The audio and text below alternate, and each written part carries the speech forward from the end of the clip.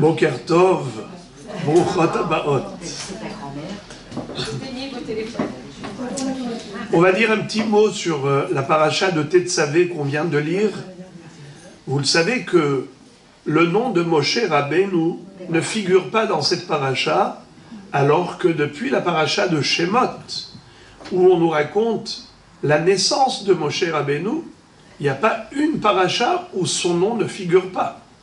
Il a été l'émissaire envoyé par Akadosh Baruch Hu pour faire sortir les Bnei Israël d'Égypte, pour ensuite être intermédiaire pour le don de la Torah. Il est monté au ciel pendant 40 jours et 40 nuits pour aller chercher l'étape de la loi. Alors, tout naturellement, le nom de Moshe Rabbeinu apparaît partout, sauf dans Parashat Tetzavé. C'est bizarre. Pour quelle raison? Le Baal HaTurim nous dit que Moshe Rabbeinu a dit à Kadosh Baruch Hu, au moment où Israël a fauté, et qu'il a imploré la miséricorde divine pendant ces 40 jours et 40 nuits, eh bien il va dire à Hachem, si tu refuses de pardonner la faute d'Israël, alors efface mon nom de ton livre. Ve'im aïn mehenina misifrecha asher katavta. Eh bien, nous dit le Baal HaTurim, et d'ailleurs le Zohar HaKadosh l'a déjà précédé, qu'en fait, du fait que Moshe Rabbeinu ait prononcé ces mots « Efface-moi de ton livre », ça s'est accompli littéralement dans la paracha de Tetzavé.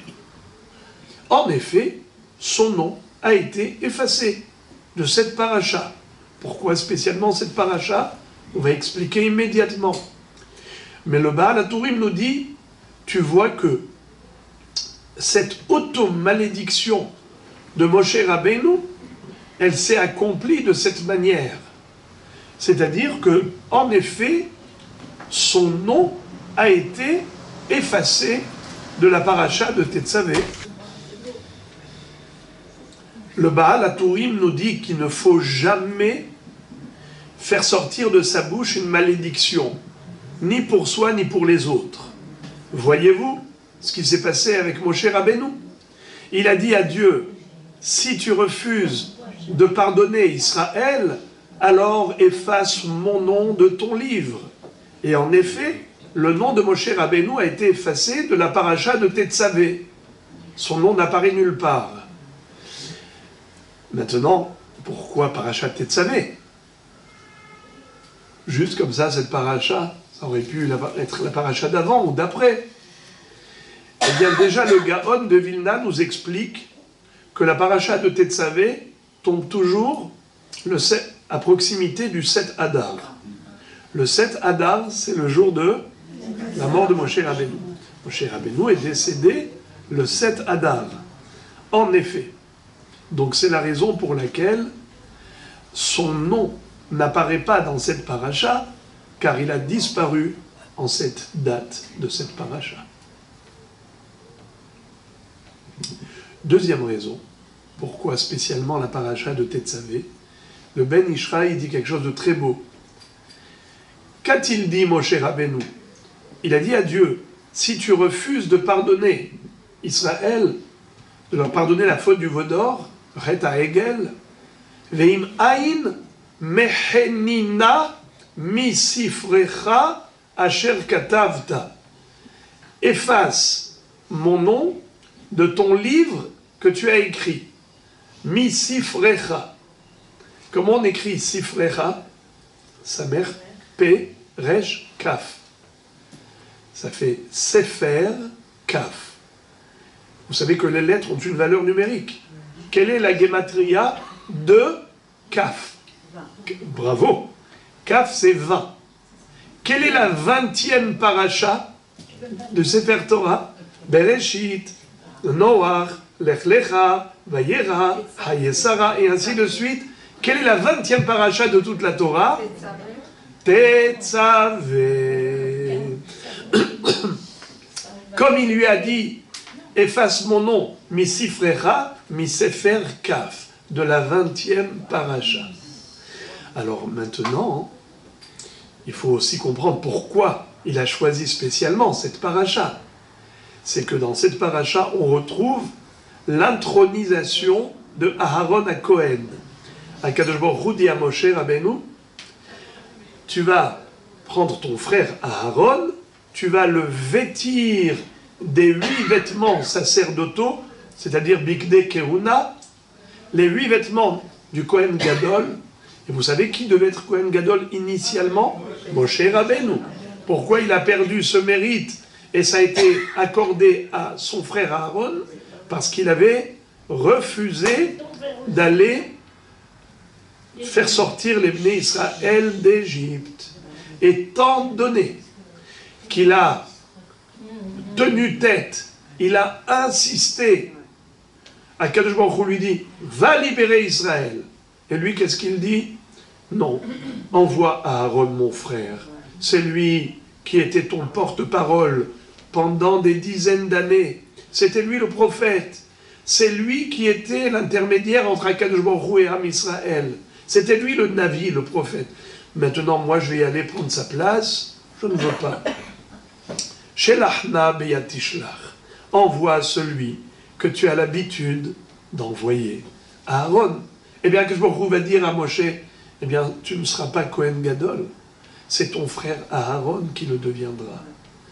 Alors, Moshe Rabbeinu, quelque part, il a cédé sa place à Aaron, donc il s'est effacé totalement. Il a été effacé de cette paracha. Mais maintenant, je voudrais me focaliser sur ce point. Ce que le Baal HaTurim nous dit, qu'il faut faire très attention à ce qu'on fait sortir de sa bouche. Car Moshe Rabbeinu n'a pas dit d'emblée « efface mon nom de ton livre ». Il a posé une condition. Il a dit « si tu ne pardonnes pas la faute du veau d'or à Israël, alors tu m'effaces ». Ça veut dire quoi? Que si tu pardonnes, alors ne m'efface pas. Et pourtant, bien que la faute d'Israël a été pardonnée, son nom a été effacé. Où est-ce que nous voyons que Akadosh Baruch Hu a pardonné la faute du veau d'or? Eh bien, le jour de Kippour, Hachem a annoncé à Moshe, Vayomer Hachem, salachti kidvarecha. Dieu dit à Moshe, j'ai pardonné comme tu me l'as demandé. Alors, si Dieu a pardonné, pourquoi il a effacé son nom? La Gemara nous dit, Kilelat Hacham, afilu al tnai hiba'a. La klala, la malédiction d'un Chacham, même si elle avait été exprimée à condition de, et la condition n'a pas été remplie, malheureusement, la malédiction s'applique malgré tout. De qui on l'apprend par exemple? David Ameler. David Ameler, quand il a construit, il a creusé les fondations du Beth Amikdash. Parce que c'est pas lui qui a construit finalement le Beth Amikdash, c'est son fils Shlomo. Parce que Dieu l'a stoppé, il a arrêté. À un moment donné,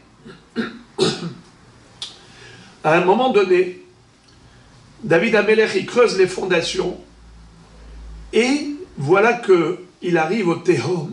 Le Tehom, c'est-à-dire la profondeur des abîmes. Et il y a de l'eau qui jaillit, et l'eau était en train de déborder et elle allait inonder le monde. Il avait retiré une pierre qui se trouvait dans les profondeurs, et dès qu'il a retiré cette pierre, tout de suite, l'eau a commencé à monter. Et il a vu que c'était extrêmement dangereux, que ça menaçait de noyer le monde. Les eaux du Tehom. Qu'est-ce qu'il a fait? Il a dit, j'ai une question à poser, s'il y a quelqu'un ici qui connaît la réponse, qu'il me la donne.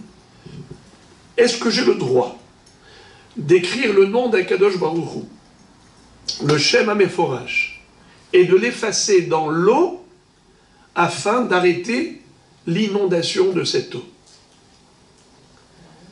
Personne ne répond. David Améler va dire, s'il y a quelqu'un qui connaît la réponse et ne s'exprime pas, qu'il soit étranglé. Yehanek bigrono, qu'il soit étouffé. Il y avait là-bas un homme, un savant, très hacham. Il s'appelait Ahitophel. Ahitophel, c'était d'une part un homme très intelligent, mais malheureusement, il avait des mauvaises midotes. Il était très jaloux de David Améler, et ainsi de suite. Il était en connivence avec Doeg à Edomi. Ils ont fait beaucoup de mal. Ahitophel va dire à David, tu as le droit d'inscrire le nom d'Akadosh Baruch Hu et de l'effacer dans l'eau pour arrêter l'inondation. Pourquoi? Je le déduis d'un Kalvachomer, d'un raisonnement d'a fortiori. C'est quoi ce raisonnement? Il lui dit, n'est-ce pas que lorsqu'un homme avait des soupçons par rapport à sa femme, il avait des doutes, est-ce qu'elle avait trompé ou pas, il devait l'accompagner au Beth Amikdash.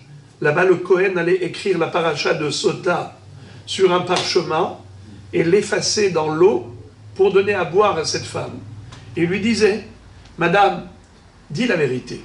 Si tu avoues ta faute, eh bien ton mari te donne le guet et chacun rentre chez soi. Mais si tu t'obstines à dire que tu ne l'as pas trompé, alors de deux choses l'une, soit c'est vrai, soit c'est faux. Si c'est faux, on t'a accusé à tort, eh bien, en buvant cette eau-là, où il avait effacé le texte de la Sota, elle allait être bénie. Sinon, elle allait exploser littéralement. Si elle avait trompé son mari, et que elle mentait en plus, elle ne voulait pas avouer, alors son ventre, sa jambe tombait, explosait. Bekitsour, on effaçait le nom d'Hachem dans ce texte qui figure dans Parashat Nasso. Alors Achitophel va exposer une théorie, un raisonnement logique. Il va dire, si déjà, pour rétablir le shalom baït, juste la paix entre le mari et la femme, parce que s'il y a le doute qui plane sur la femme, donc le mari ne vit pas en shalom avec son épouse et vice-versa. Donc il n'y a pas de shalom baït. Pour le shalom, dans un foyer, Dieu permet d'effacer son nom, à plus forte raison pour amener le shalom au monde entier, c'est sûr que tu as le droit d'effacer le nom d'Akadosh Baruch Hu dans l'eau pour que l'eau s'arrête de monter là-haut. C'est ce qu'il a fait. Et l'eau est descendue, mais trop bas. Et vous savez qu'on a besoin que la terre soit humide. Quand vous plantez dans la terre, ça pousse. Parce que la terre, elle est hydratée, naturellement. Qu'est-ce que fait David Améler? Eh bien, il va chanter, il va composer les 15 Shir la Ma'alot. Shir ha-Ma'alot. Shir ha-Ma'alot. Ta'alou. Et les eaux montent. C'est-à-dire que David Améler a pu, à ce moment-là, sauver le monde grâce à cela. Mais vous savez qu'est-ce qui s'est passé? La Gemara nous dit, c'est pas pour rien, que Ahitophel, plus tard, il va se suicider. Comment? Il est monté chez lui à la maison, et il s'est mis la corde au cou, et il s'est pendu lui-même. À quel moment? C'est au moment où il y a eu la guerre de Avshalom contre son père, David Améler. Vous vous rappelez que Avshalom a organisé une rébellion, un coup d'État. Il a voulu attenter à la vie de son père David pour prendre la place du trône d'Israël. Nachon, qu'est-ce qui s'est passé? Ahitophel a été avec Avshalom contre David. Et il lui a donné des conseils, un plan de guerre pour Chas Shalom abattre David. Mais il y a eu quelque chose d'extraordinaire. Un homme qui s'appelait Hushai Ha'arki, qui était avec David à Melech. Il était vieux. David lui a dit, si tu veux me rendre service, ne viens pas avec moi, parce que tu es âgé, tu ne peux pas courir très vite, tu vas juste me retenir, ralentir ma fuite, tu ne me rends pas service. Tu veux vraiment m'aider, va avec Avshalom, et tu fais semblant que tu es son ami, son conseiller, et tu lui donnes un conseil pour déjouer ses plans. C'est ce qui s'est passé. Ahitophel a dit à Avshalom, voilà comment tu vas pouvoir gagner la guerre contre ton père. Il lui a donné un plan précis. Hushai Ha'arki, il a déjoué le plan. Avshalom, au lieu d'écouter Ahitophel, il a écouté Hushai Ha'arki. Et il a perdu. Vous savez que quand, plus tard, il s'est enfui, Avshalom, il avait de très longs cheveux, et ses cheveux se sont entremêlés dans les branches de l'arbre. Le cheval a avancé, et lui, il est resté suspendu en l'air. Ensuite, les soldats de Yoav lui ont mis 3 flèches dans le cœur, et c'est comme ça qu'il est mort. Hachamim disent que Avshalom était très beau. Il avait une très belle chevelure, et la Mishnah dit, il s'est enorgueilli, il s'est vanté de ses cheveux, eh bien il est mort par ses cheveux. Mais en réalité, c'est parce qu'il a été contre son père David qu'il a été condamné en fait. Mais Ahitophel, quand il a vu que Avshalom ne l'a pas écouté, il a compris qu'il allait perdre dans cette guerre. Vous savez ce qu'il a fait? Il est monté chez lui à la maison et il s'est suicidé. Comment? En se mettant la corde au cou. Lui-même, il s'est étranglé. Vayehanek bigrono vayamot. Alors la Gemara dit, tu sais pourquoi ça s'est passé comme ça? Parce que David Amelech a sorti de sa bouche cette malédiction. Et il a dit que celui qui connaît la réponse et ne la donne pas, qu'il soit étranglé, qu'il soit étouffé. Et pourtant il a donné. Pourtant il a donné la réponse. La Gemara dit, de là tu apprends que la parole d'un Hacham, c'est une lame tranchante. Et même si c'était à condition, et la condition n'a pas été remplie, alors Ahitophel n'aurait pas dû subir cette malédiction de David. Malgré tout, c'est sorti de la bouche de David, ça s'est réalisé. Dans le même ordre d'idées, nous dit la Gemara, c'est ce qui s'est passé avec Yehuda. Yehuda, il va dire à son père Yaakov Avinu, papa, donne-moi Binyamin, laisse-moi le prendre en Égypte.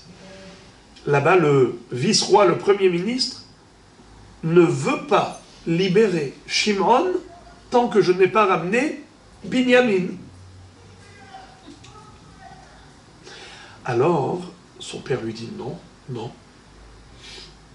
J'ai très peur qu'il lui arrive comme à sa mère. Elle est morte, chemin faisant. Vekaraou Asson, qu'il lui arrive un malheur, j'ai très peur. Sa mère est décédée. Yosef a disparu. Tu veux que lui aussi disparaisse? Alayayu Kulana, plus aucun zécher de Rachel, ni Rachel, ni Yosef, ni Binyamin, ces 2 enfants. Alors, je ne veux pas. Yehuda va dire à son père, papa, si je ne te ramène pas Binyamin, sain et sauf, vehatati lecha kol hayamim. Je serai tenu coupable pour l'éternité. Ba'olam hazeh et ba'olam haba. Vous savez ce qui s'est passé? La Gemara nous dit quelque chose d'incroyable. Yehuda, finalement, il a ramené Binyamin, comme vous le savez. Yehuda, Vaïgash Elam Yehuda. Finalement, toute la famille s'est retrouvée. Yaakov Avinu est descendu en Égypte. Et il a pu retrouver Yosef sain et sauf. Il a retrouvé Binyamin. Tout est bien, qui finit bien. Mais, malgré tout, la Gemara nous raconte qu'à la sortie d'Égypte, toutes les tribus c'est-à-dire Reuven, Shimon, Lévi, Yehuda, Issachar, Zevulun, Dan, Naphtali, Gad, Asher, Yosef et Binyamin, tous leurs cercueils ont été transférés en Israël. Ils n'ont pas été enterrés en Égypte, mais enterrés en Israël. Et voilà que chaque tribu qui transportait un cercueil, tout allait bien. Il n'y a que le cercueil de Yehuda où on entendait du bruit. Comme si les ossements de Yehuda étaient disloqués et qui roulaient dans le haron, dans le cercueil. On dit, mais c'est quoi ça? Moshe Rabbeinu a compris. Parce qu'en plus, il a vu la Neshama de Yehuda, là-haut dans le ciel. Elle n'arrivait pas à son repos. Elle n'était pas introduite dans la yeshiva Shel Marla. Et elle était en nidouille, en quarantaine, excommuniée. Pourquoi? Parce que Yehuda a dit à son père, Vehatati lecha kol hayamim. Je me porte garant pour Binyamin. Si je ne te le ramène pas, je serai fautif pour l'éternité. Comme il a dit, je serai en faute pour l'éternité, figurez-vous que là-haut dans le ciel, on ne permettait pas à la Neshama de Yehuda de rentrer dans le Gan Eden. Il était excommunié, en nidouille. Parce que lui-même, il s'est infligé ce nidouille. Mais pourtant, nous dit la Gemara, mais il a ramené. Mais comme Yehuda, lui-même, il a sorti de sa bouche cette auto-malédiction, ça s'est réalisé, même si finalement, la condition n'a pas été remplie. Comme j'ai dit, les paroles qui sortent de la bouche, c'est comme une lame tranchante. Et de ce fait, Moshe Rabbeinu a dû prier en faveur de Yehuda. Regardez ce que dit Moshe Rabbeinu. Ça figure dans la dernière paracha de la Torah. Il est écrit. D'abord, Vezot aberacha, Asher berach Moshe, et bene Israël lifne moto. Voici la bénédiction qu'a octroyée Moshe Rabbeinu au peuple juif avant sa mort. Il va dire Yehi Reuven ve'al yamot, vihi metav mispar. Que Reuven vive et qu'il ne meure pas. Ça veut dire qu'il vive, qu'il ne meure pas. Qu'il vive barolam hazé, qu'il ne meure pas dans le olam haba. Malgré son erreur avec l'histoire, avec Bilha, malgré tout, malgré son erreur, eh bien, il demande à Kadosh Baruch Hu, Moshe Rabbeinu dit à Kadosh Baruch Hu, Reuven a fait teshuva, Yehi Reuven ve'al yamot, Hachem, tu le sais que c'est grâce à qui? C'est grâce à Yehuda. Vezot, l'Yehuda, c'est grâce à Yehuda. Alors Yehuda mérite de rentrer dans le Olam Haba, dans le Gan Eden. Vezot, l'Yehuda vayomar, Shema Hashem, kol Yehuda, ve'el ammo tevi'enu, yadav ravlo, ve'ezer mitzarav tiye. Qu'est-ce que cela veut dire? La Gemara interprète chaque phrase de la bracha de Moshe Rabbeinu envers Yehuda. D'abord, il dit à Kadosh Baruch Hu, écoute la voix de la prière de Yehuda. Écoute les pleurs de sa neshama. Shema Hashem kol Yehuda. Ve'el ammo tevi'enu. Fais-le rentrer avec son peuple dans le Gan Eden. Eh bien, voilà que Yehuda se retrouve au Gan Eden. Mais au Gan Eden, qu'est-ce qui se passe? Qu'est-ce qu'il y a au Gan Eden? Ni à manger, ni à boire, hein, ni les amusements. Qu'est-ce qu'il y a? Que les secrets de la Torah, la lumière que Akadosh Baruch Hu nous révèle, les secrets de la Torah. Et la Neshama se régale, elle se délecte de toute cette lumière que Akadosh Baruch Hu veut bien lui accorder à la Neshama. Mais lui, Yehuda ne comprenait rien. Il était là, mais comme on dit du chinois, de l'hébreu, je comprends rien. Eh bien, c'est une souffrance terrible de voir tous les tzadikim se délecter de la Torah, et lui ne comprend absolument rien.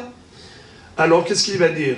Shema Hashem Kol Yehuda Bel Amot Evienu Yadav Ravlo. Donne-lui la possibilité de comprendre tous ces shiurim de Torah. Mais quand on lui posait des questions, il ne savait pas répondre. Oui, il commençait à comprendre, mais dès qu'on l'interrogeait, il n'y avait pas de répondant. Alors, Moshe Rabbeinu, il va prier même pour ça. Ve'ezer mitzarav tiye. Aide-le à pouvoir même répondre à ceux qui le questionnent. La Yehuda est arrivé à son tikkun grâce à la tefila de Moshe Rabbeinu. Ce qui veut dire que Yehuda, s'il n'y avait pas Moshe Rabbeinu pour prier pour lui, j'ai même oublié de vous dire que même les os de ses membres dans le cercueil se sont emboîtés et le squelette a été rétabli totalement. Tout ça, c'est pour dire que quand Moshe Rabbeinu a prononcé cette phrase d'auto-malédiction, il a dit « Ve'im ayin mechinina misifrecha asher katavta » si tu ne veux pas pardonner la faute du vaudor à Israël, efface-moi de ton livre. Eh bien, son nom a été effacé de quel paracha? Paracha Tetzavé, la paracha qu'on vient de lire. Il n'y a pas le nom de Moshe Rabbeinu. Et nous dit le Baal HaTurim, pourquoi? Parce que lui-même, il s'est infligé cette malédiction, entre guillemets. Et pourquoi paracha Tetzavé? Pour les raisons qu'on a expliquées. Je voudrais, dans ce même ordre d'idées, vous rappelez ce que la Gemara raconte, et elle dit « Al tiftah pe la Satan » n'ouvre pas la bouche au Satan. Il y avait une fois un rave qui se nommait Shmuel. Il a été rendre visite à son frère qui s'appelait Rabbi Pinchas.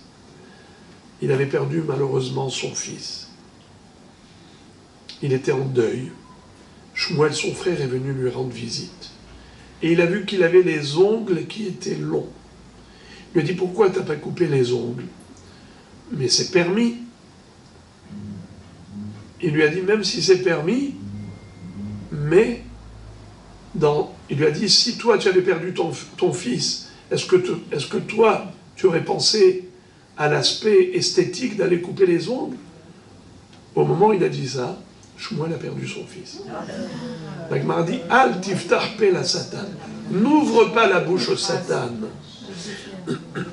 Pardon? C'est Shmuel ou Pinchas qui a perdu son fils? D'abord Pinchas et ensuite son frère. Quand il lui a dit, et si c'était toi? Eh bien lui aussi il a perdu son frère. La Gemara dit, de la même façon qu'une parole négative agit négativement, ainsi la parole positive agit positivement. La parole est créatrice. C'est-à-dire, la Gemara dit, incroyablement, tu veux savoir pourquoi Abraham Avinu est revenu avec Yitzhak? Pourtant, Yitzhak Avinu devait être sacrifié comme holocauste.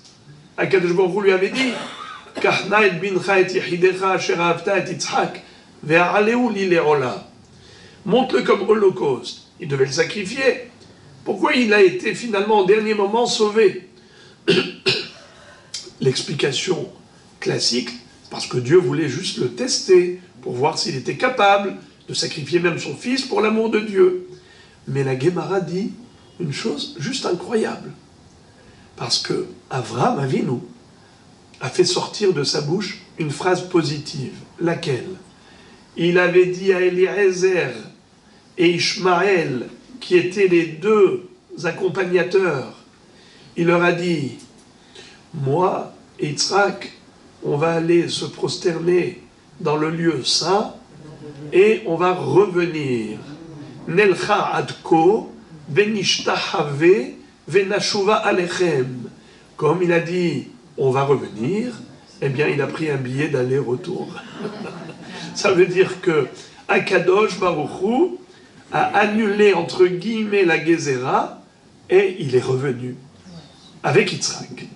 Ce qui veut dire que la parole positive, elle a cette capacité de générer du positif. Pourquoi c'est comme ça? Pourquoi c'est comme ça? Pourquoi la parole est créatrice? L'explication que l'on peut donner, c'est que, c'est quoi la parole? C'est l'expression du souffle divin. Quand Akadosh Baruch Hu a créé Adam, la Torah nous dit qu'il a façonné avec de la terre et il a insufflé une neshama en lui. En hébreu, Vayitzer Hashem Elokim et Adam, Afar mina Adama, Vayipach be'apav nishmat hayim, Vayhiha Adam le nefesh haya. C'est-à-dire, Akadosh Baruch Hu, il a d'abord créé le corps et ensuite il y a insufflé l'âme. Et l'homme devient un souffle de vie. Vayhiha Adam le nefesh haya. Onkelos, celui qui a traduit toute la Torah en araméen, comment il traduit Nefesh Haya, une âme vivante? Il traduit Ruach Memalela, un souffle parlant. Ce qui veut dire que l'expression de l'âme, c'est la parole. Le corps agit, l'âme réfléchit.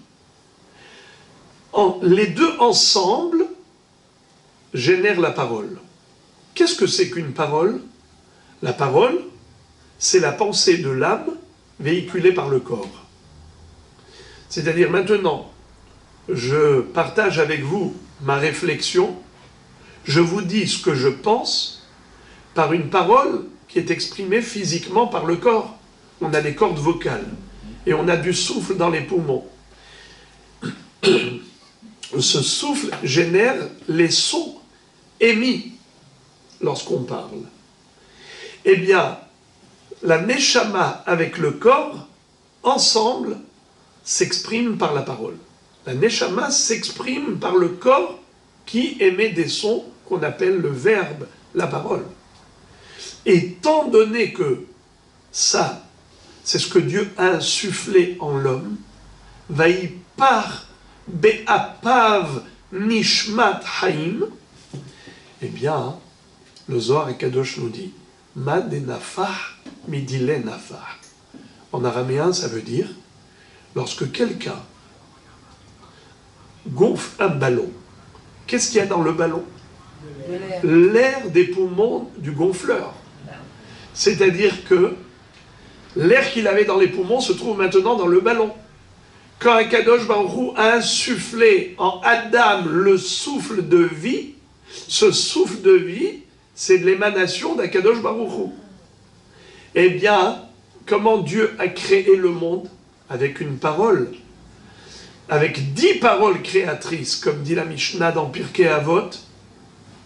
Ba'asara ma'amarot nivra ha'olam. Vayomer Elohim yehi or. Vayi or. Vayomer Elohim. Dieu a dit que la lumière soit et la lumière fut. Donc il y a marqué 10 fois Vayomer, Vayomer.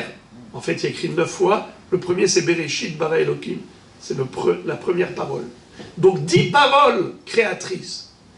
Si Dieu a créé le monde avec la parole, et c'est cette parole qu'il a donnée à l'homme en insufflant en lui la neshama, donc ce n'est pas étonnant que la parole ait un pouvoir créatif. Voilà pourquoi la parole est créatrice.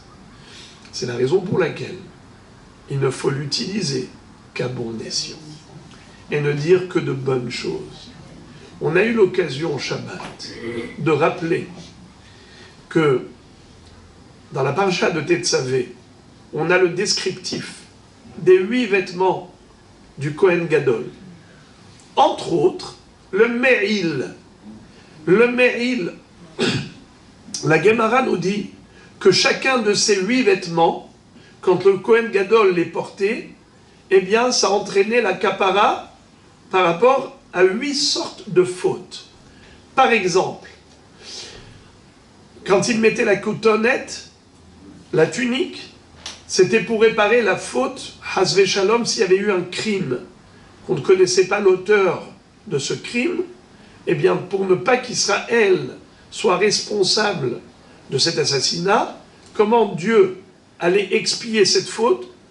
Par la kétonnette. Quel rapport avec la kétonnette? La kétonnette, ça rappelle la kétonnette passim, la tunique que portait Yosef au moment où ses frères l'ont dépouillé de la kétonnette passim pour le jeter dans un puits de serpents et de scorpions. Eh bien, ils ont voulu le tuer. La kétonnette du Kohen Gadol répare la kétonnette de Yosef, qui avait, Chazvé Shalom, entraîné Shfichut Damim, qui aurait pu. Également, on avait vu que le chapeau du Kohen Gadol qui s'appelle Mitznefet, qu'est-ce que ça réparait comme faute? Ça réparait la faute de la Ga'ava, de l'orgueil. L'orgueil, quelqu'un qui est ota, une personne hautaine. Le chapeau, c'est le couvre-chef, c'est au contraire l'achna'a, c'est la soumission à Dieu. Le tzitz, la plaque frontale, c'était pour réparer l'effronterie, azut panim, quelqu'un d'effronté. Pourquoi on dit effronté? L'effronterie, c'est le front. La Gemara dit, elle cite un pasuk, Metzah ishazona hayalach, Metzah nehusha, ça veut dire que quelqu'un qui est audacieux, arrogant, qui parle avec effronterie, alors il montre son front, c'est-à-dire il lève le front, au lieu de baisser la tête, il va affronter l'autre. Alors, effronterie, la razut panim s'était réparée par le port du diadème, le tzitz, où il y avait écrit Kodesh Lachem. Et enfin, on a aussi Mirnasaim, le pantalon. C'était pour réparer la faute de Gilou Arayot, Chazvé Shalom, de toutes sortes de débauches, de dépravations, car ça couvre la partie basse du corps.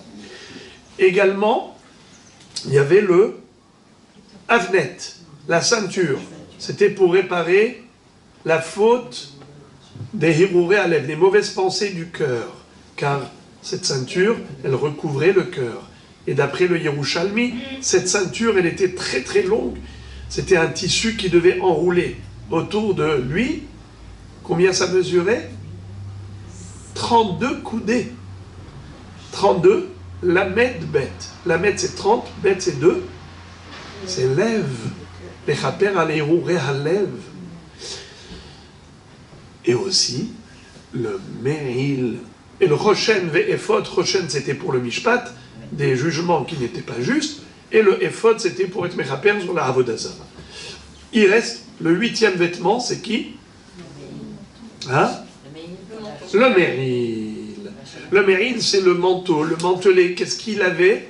Il avait des clochettes, et il avait des grenades. Il avait 36 clochettes, 36 grenades. Paramon, Verimon, Paramon, Verimon. Et quand le Kohen Gadol y rentrait dans le Beth Amikdash, gling, gling, gling, gling, on entendait le son des clochettes. Venishma, Kolo, Bevo'o et la Kodesh. La Gemara dit, pourquoi? Quel était l'intérêt? C'est pour être Mechaper à la Shonara. Le son Kadosh des clochettes du Kohen Gadol quand il portait le Me'il, c'était un son qui réparait le son négatif du Lachon Hara. Écoutez ce que dit le Kli Yakar, et ce sera le mot de la fin. Le Kli Yakar nous dit, quelle était la couleur du Me'il? Me'il Techelet. Techelet, c'est le bleu azur. Ça rappelle la couleur de la mer. Hein, vous êtes ici à Natania, en face de la mer, vous voyez la couleur Techelet, comme la couleur du ciel. Eh bien, nous dit le Kli Yakar, c'est Mechaper al-Lachon Hara, parce qu'on se rappelle de la mer. La mer, elle aurait pu inonder le monde si elle se déchaînait.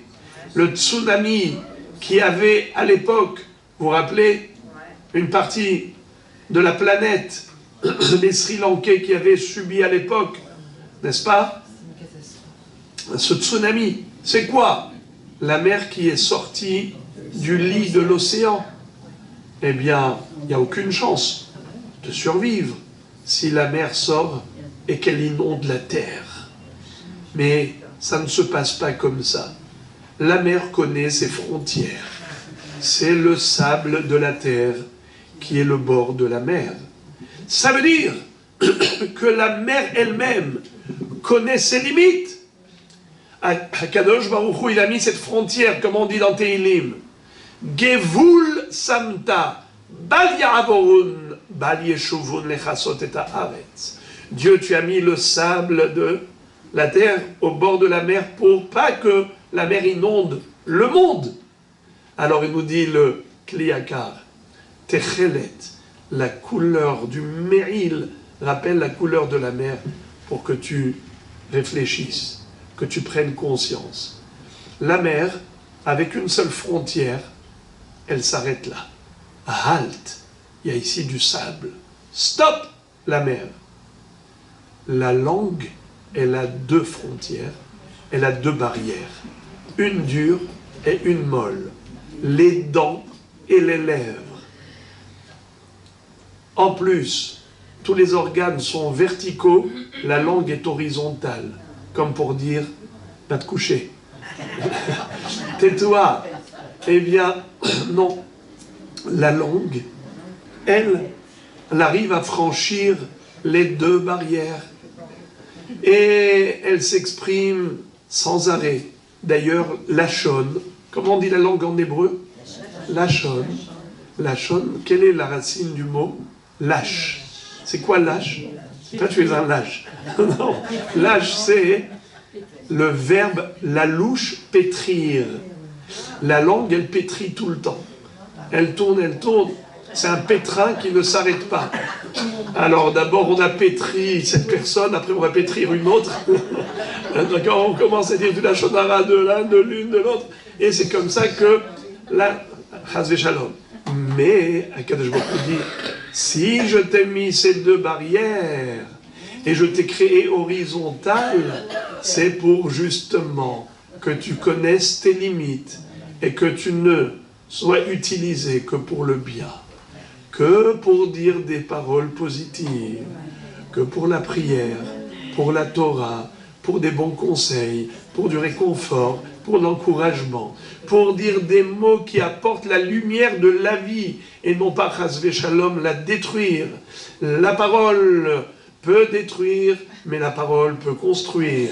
À nous de faire le bon choix et de faire en sorte que, Azrat Hashem Yitbarach, si nous on utilise notre bouche que pour le bien, eh bien Akadosh Baruch Hu exaucera toute notre filote que pour nous combler de bonheur à l'infini. Ken Yeh Ratzon.